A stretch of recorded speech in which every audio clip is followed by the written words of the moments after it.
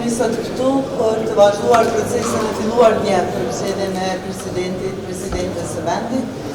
Besoj që kryetari i Kuvendit kur fillon tash vazhdimin e seancës, fakt të bëjë edhe një thirrje për opozitën.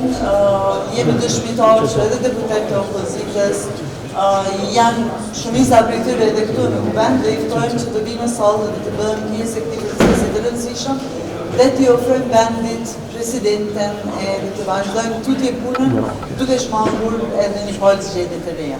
Tani ne kemi parë dje edhe kryetarin e Lidhjes Demokratike të Kosovës që prezentoi një listë në nënshkrime, ndonë pa një emër specifik, por e vërteta është që ato nënshkrime me sa emëri nuk janë ofruar as kryeministrit Kurti, as mua si shefi i grupit parlamentar të Uniunit të Bashkangjisimit të nënshkrimet e deputetëve tonë, dhe nuk ka asnjë lëvizje përtej një deklarate që e pam. Ne jemi në Kuvend, sikurse e thash edhe dje, presim të gjithë deputetët që të vinë në sallë e të përmbyllin procesin e zgjedhjes së presidentes. Zonë Mavasi ju kanë ardhur përshkritje të kushtetutës, si e vlerësoni? Tani ne jemi deputet të zgjedhur, kemi mandat politik që të marrim vendime të cilat konsiderojmë që janë në interes dhe në të drejtë të qytetarëve. Sikurse e përmenda edhe dje, seanca është ftuar me 40 nënshkrime. Në seancë kemi qenë 61 deputet dhe kemi filluar seancën, ndërkohë që procesi i votimit me votë të fshehtë e lejon mundësinë që deri në përmbyllje të procesit mund të marrin pjesë të gjithë deputetët që janë të interesuar dhe duhet të votojnë.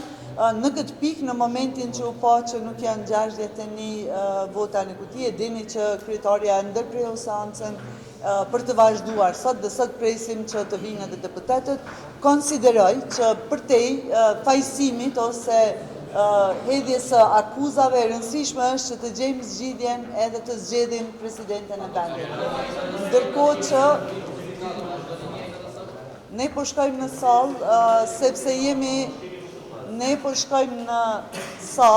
jemi të interesuar të zgjedhim presidenten edhe të shmangim zgjedhjet. Edhe sot, edhe këtu, edhe tani ju bëj thirrje deputetëve të partive të tjera që të vinë në sallë edhe të ofrojmë mundësinë që të shmangim një palë zgjedhje të reja për më shumë të zgjedhim presidenten tashmë që kemi propozime të reja, konkrete, e pa që doktoresha Feride Rushiti i mori 63 vota, është një emër i respektuar, një emër që ka kontribuar gjatë pjesës më të madhe të jetës saj, një emër e cila ka vlerësime edhe ndërkombëtare, është nominuar për çmimin Nobel për paqë, pra po flasim për një kandidaturë që do t'i bënte nder edhe Kuvendit, andaj ju ftojmë të gjithë deputetëve që të vinë edhe të bëjnë pjesë e votimit.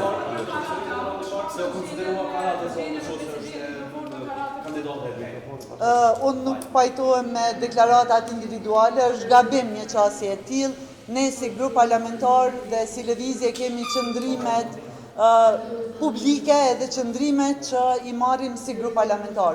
Asnjë deputet në diskutimet që kemi pas në mbledhjen e grupit parlamentar nuk ka pas, domethënë, ndonjë vlerësim të tillë. Për më shumë, ne kemi diskutuar gjëra gjatë, gjua e tillë nuk është e duhura edhe nuk i bën der një deputetit. Tani sapo e dash